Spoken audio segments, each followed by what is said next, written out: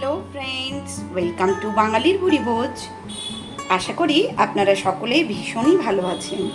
আজকে আপনাদের জন্য নিয়ে এসেছি বাঙালির খুব প্রিয় লাউ চিংড়ির রেসিপি। তাহলে চলুন আমরা শিখে নিই কী করে এই সুন্দর ট্র্যাডিশনাল রেসিপিটা খুব সহজেই বানিয়ে নেওয়া যায়। আজকে লাউ চিংড়ি বানানোর জন্য এখানে নিয়ে নিয়েছি লাউটাকে ঝিরিঝিরি করে কেটে নিয়েছি, আর আছে চিংড়ি মাছ। তাহলে এবার আমরা মেন রান্নাটা শুরু করে নিই।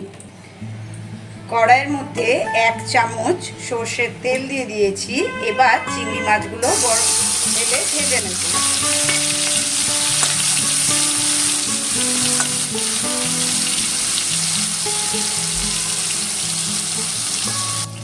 চিংড়ি মাছগুলোকে লাল লাল করে ভেজে নিয়েছি। এবার এগুলোকে তুলে নেব।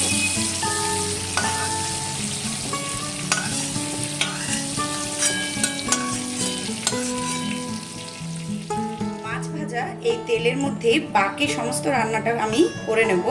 তবে আপনাদের যদি মনে হয় তেল একটু কম আছে, তাহলে আপনারা অবশ্যই তেল অ্যাড করতে পারেন। দিয়ে দিলাম গোটা জিরে ফোড়নে, দিয়ে দেবো একটা তেজপাতা আর একটা শুকনো লঙ্কা। এবার ফোড়নটাকে একটু তেলের মধ্যে নাড়াচাড়া করে নেব। এই চিংড়ি মাছ ভাজা তেলের মধ্যেই যদি আমরা লাউ চিংড়িটা রান্না করি, তাহলে চিংড়ি মাছের ফ্লেভারটা পুরো তেলের মধ্যে চলে আসে, আর লাউ চিংড়িটা খেতে কিন্তু অসাধারণ হয়। এখন আমি এখানে কিছু গুঁড়ো মশলা জলে গুলে রেখেছি, সেগুলো অ্যাড করব। আর এর সাথে আছে 1 চামচ আদা বাটা।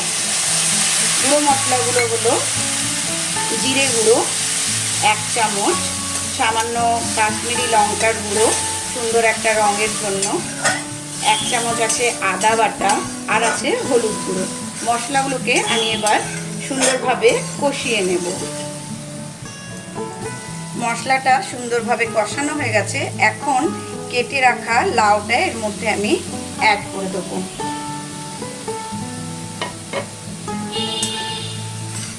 মশলার সাথে লাউটাকে সুন্দরভাবে মিক্স করব।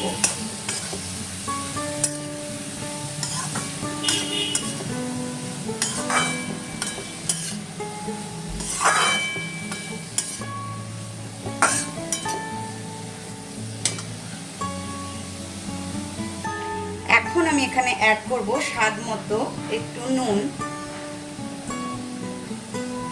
নুন দেওয়ার পর কিন্তু লাউয়ের থেকে জল ছাড়তে শুরু করবে। তখন এই লাউয়ের যে জলটা বেরোবে, এই জল দিয়েই কিন্তু পুরো রান্নাটা হয়ে যাবে। আর এক্সট্রা করে ওপর থেকে জল দেওয়ার দরকার পড়বে না। কিন্তু যদি লাউটা কচি না হয়, জল যদি না বার হয়, তাহলে কিন্তু জল অ্যাড করতে হবে। নুন দেওয়ার পর আমি চাপা দিয়ে দিয়েছিলাম। অনেকখানি জল কিন্তু লাউয়ের থেকে বেরিয়েছে। এই জলেই এবার লাউটা সেদ্ধ হবে। এখন এর মধ্যে আমি একটু সামান্য চিনি অ্যাড করে দিলাম।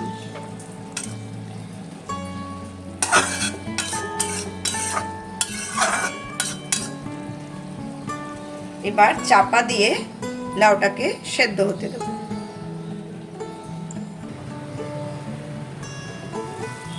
তরকারিটা বেশ মজে এসছে, আর লাউগুলো সুন্দর সেদ্ধ হয়ে গেছে। এই যে সেদ্ধ হয়ে গেছে। এখন এর মধ্যে অ্যাড করে দেবো চেরা 2টো কাঁচা লঙ্কা, আর দিয়ে দেবো ভেজে রাখা চিংড়ি মাছগুলো। তারপর এটাকে আবারও সুন্দর করে মিক্স করে নেব। আর যেইটুকু এখনো জল আছে তরকারির মধ্যে, সেটাকে পুরো শুকনো শুকনো করে নেব।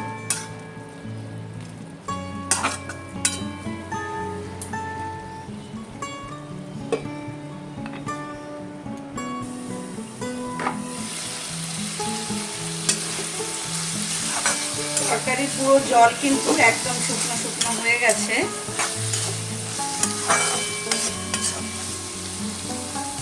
এখন এর মধ্যে অ্যাড করে দেব সামান্য গরম মশলার গুঁড়ো, আর দিয়ে দেব খুব সামান্য একটু ঘি।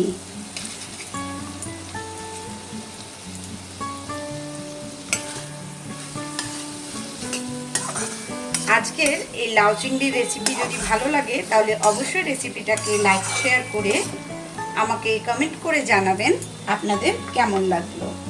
আজকের মতন টাটা, দেখা হবে আবারও এই রকম কোনো সুন্দর একটা রান্না নিয়ে।